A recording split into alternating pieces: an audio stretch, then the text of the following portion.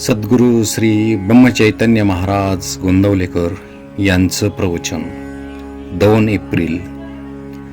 सत्संगतीचे 2 प्रकार. सत्संगती अति अपूर्व काम करणारी आहे. संतांची संगत 2 प्रकारे होऊ शकते. एक संतांच्या देहाची, दुसरी संतांनी सांगितलेले साधन करीत राहण्याची. यापैकी पहिली म्हणजे संतांच्या देहाची संगती लाभणे फार कठीण आणि दुर्मिळ. कारण संत जरी खरा असला तरी त्याला ओळखणे कठीण असते आणि पुष्कळदा त्याच्या बाह्य वागणुकीवरून मनात विकल्प येण्याचा संभव असतो. आणि एखाद्या भोंदूशीच गाठ पडली तर त्याच्या संगतीपासून नुकसान हे ठरलेलेच.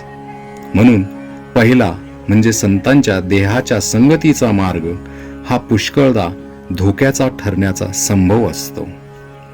दुसऱ्या मार्गाने जाण्यात म्हणजे त्याने सांगितलेले साधन करण्यात बिलकुल धोका नसतो. कारण खरा संत काय किंवा भोंदू साधू काय कोणीही झाला तरी तो दुसऱ्याला सांगताना खरे आणि बरोबर असेल तेच सांगेल. तो भोंदू असला तरी आपला भोंदूपणा लपविण्याकरता जे बरोबर असेल तेच सांगणे त्याला जरूर असते. साधकाने शुद्ध भावनेने ते साधन केले की सत्संगतीचा फायदा मिळून त्याचे काम होते. खऱ्या संतांच्या देहाच्या संगतीचा लाभ जर दैववशात प्राप्त झाला तर मात्र काम बेमालूम होते. ज्या वाहनाचा आपण आश्रय करतो त्या वाहनाचा वेग हा आपला वेग होतो. फक्त त्या वाहनात निश्चल बसून राहणे एवढेच आपले काम असते.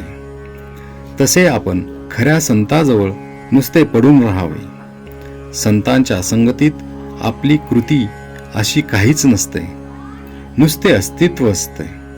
त्यामुळे अहंकाराला वाव न राहून वासनेचा क्षय व्हायला फार मदत होते. तुकाराम महाराजांनी देवाजवळ धनसंपदा मागितली नाही, मुक्ती देखील नको असे म्हटले. फक्त संत संगती दे असे म्हटले. संत संगाने नाम घेण्याची बुद्धी येते. बुद्धीची स्थिरता ठेवणे हे फक्त नामानेच साधेल. नाम जरूर तेवढे ठेवते आणि बाकीचे नष्ट करून टाकते. पण अनन्य भावाने नाम घ्यावे. नाम घेता घेता बुद्धीला स्थिरता येते आणि मग मनात विकल्प न येता संतांच्या देहाच्या संगतीचा खरा फायदा घेता येतो.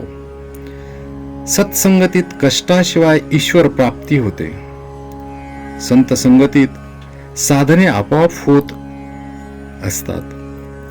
त्यांच्या पूजनाबरोबर पूजन, भजनाबरोबर भजन, श्रवणाबरोबर श्रवण, स्मरणाबरोबर स्मरण आपोआप होते.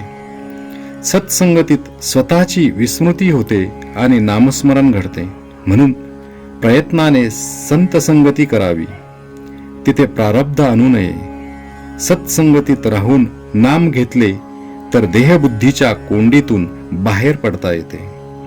संतांना जे आवडते ते आपल्याला आवडणे म्हणजे त्यांचा समागम करणे होय. श्रीराम जय राम, जय जय राम.